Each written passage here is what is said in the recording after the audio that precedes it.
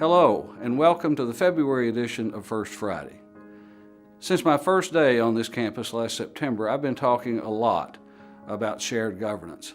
And I want to report to you just how pleased I am with the outcome of the shared governance process as it applies to the Chancellor evaluation policy that I put into the hopper shortly after my arrival. It came back to me a few weeks ago with the concurrence of the Shared Governance Oversight Committee and all the constituent groups on this campus.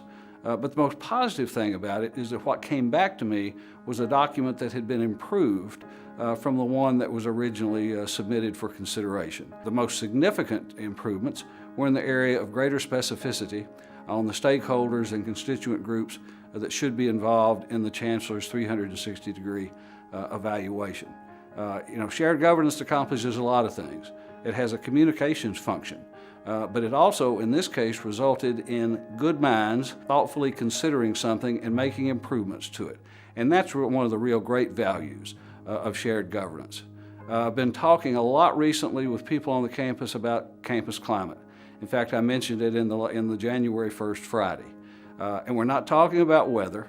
We're talking about the cultural atmosphere on this campus. And one of the things that's being seriously considered is the establishment of a campus climate council, which would give an opportunity for people affected by our climate on this campus to interact and share their viewpoints with the leadership of the institution who are in positions to actually improve the climate on this campus. We kicked off Black History Month Wednesday with a very nice event recognizing the first African American faculty and professional staff members to come to Arkansas State beginning in the early 1970s.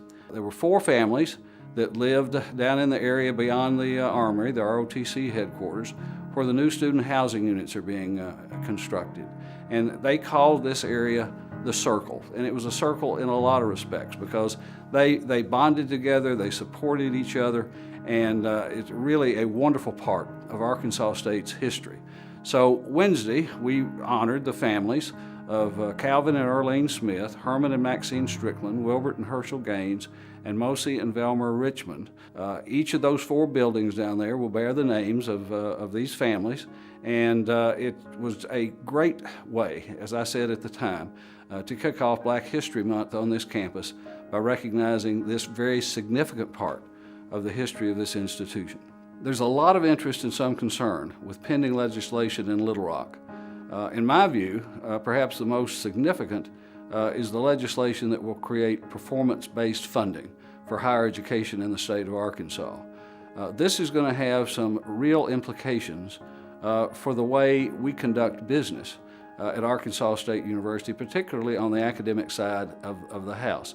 So 2 weeks ago, Provost Cooksey and I shared with the Faculty Senate what we know to this point about performance funding and asked them to put this on the radar and start thinking about what the implications are for academics at Arkansas State.